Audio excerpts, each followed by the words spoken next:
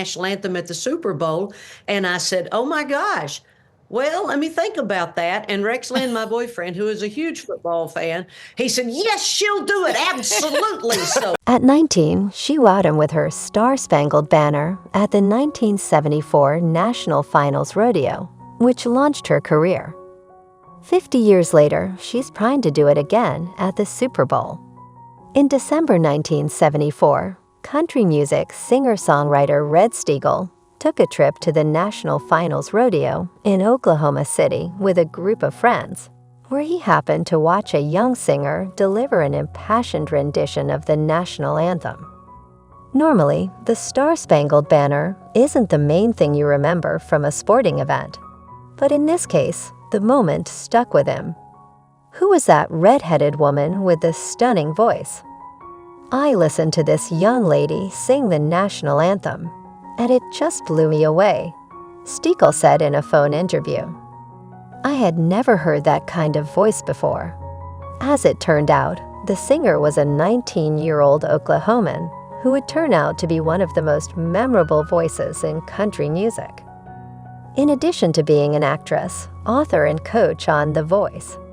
And on Sunday, Reba McEntire will experience a full-circle moment when she performs the national anthem at the Super Bowl.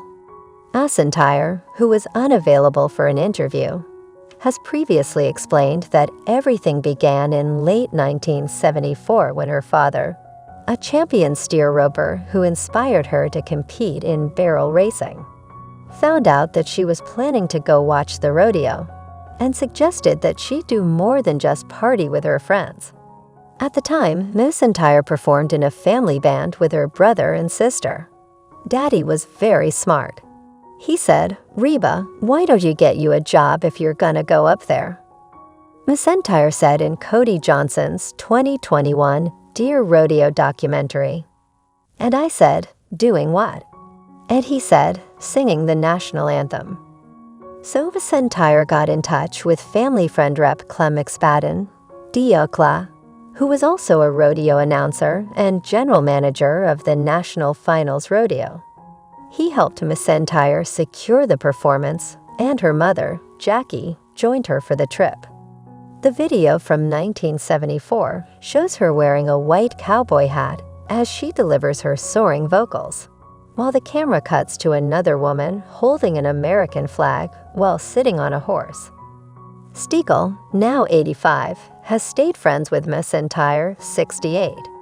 He said that after the rodeo, he started walking over to a hotel suite sponsored by Justin Boots.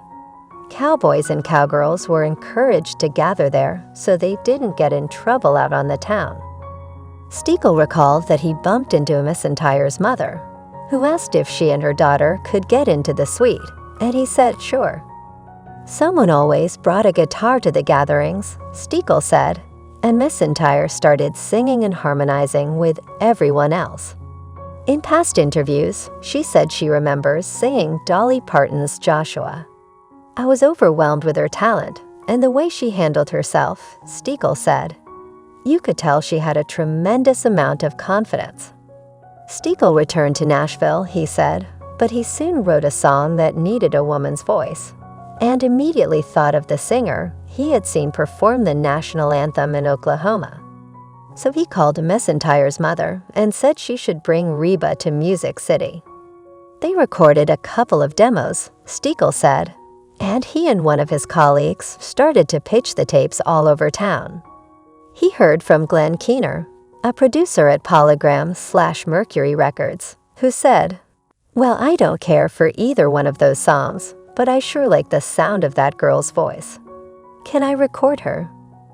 Reba McEntire never needed to be the best. She simply had to want it the most.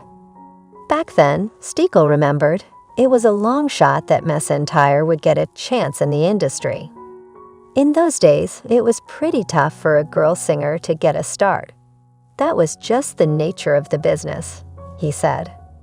If there was any doubt of that statement, McEntire told Entertainment Weekly in 1992 that she heard she ultimately got signed because executives told Keener they had a slot for just one female singer on the label, And he had 2 tapes in his hand, and he gave them McEntire's tape. McEntire landed the record deal with Mercury in the fall of 1975. Stekel said he helped negotiate her contract. She released her debut album 2 years later, and her singles soon started climbing. She hit the top of the country charts with Can't Even Get the Blues and You're the First Time I've Thought About Leaving in 1982. When she left Mercury for MCA in the mid-1980s, the No. 1 hits stacked up, and she became a bona fide star.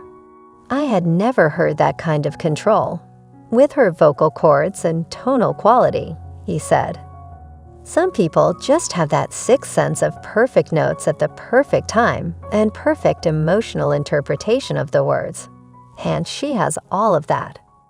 Please don't forget to like, comment, share, and subscribe to my YouTube channel Jaxcey N24. Thank you for watching.